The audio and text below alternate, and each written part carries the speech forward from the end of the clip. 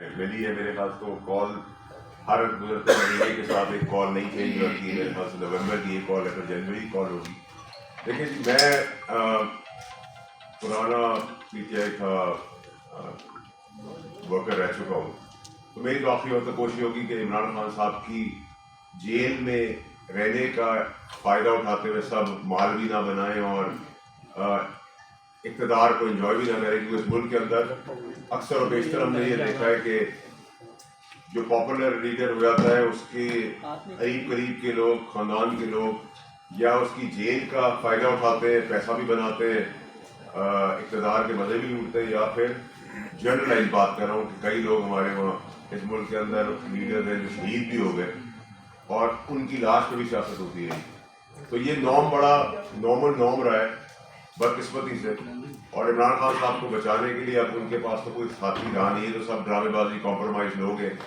جو میں نے آپ کو پہلے کہا تھا, جس طریقے کی میں نے آپ کو کہانی سنائی تھی ویسے ہی آپ نے دیکھا کہ لوگ نکل بھی گئے, پروٹوکول بھی آ گئی, گاڑیاں بھی آ گئی, ہوٹل بھی بچ گئے, اور اب کہانی کے لیے سب اندر خانے مل کے ڈرامہ کر رہے ہیں غریبوں کو بنوانے کے لیے, پھر آگے لا رہے. دہشت گردی ہمارے ملک کا ایک حصہ چل رہا ہے, اللہ خیر کرے. اور اسی دوران ہم دیکھتے ہیں کہ مداخلت ہمیں ملتی ہے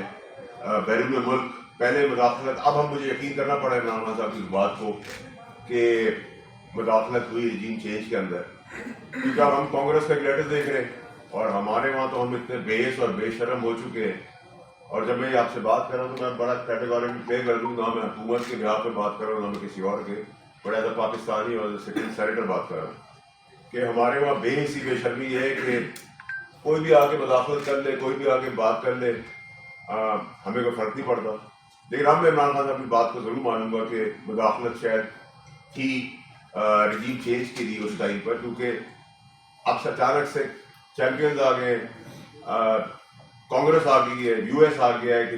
ہیومن رائٹس وائلیشن ہو رہی ہے. بھائی ہیومن رائٹس وائلیشن تو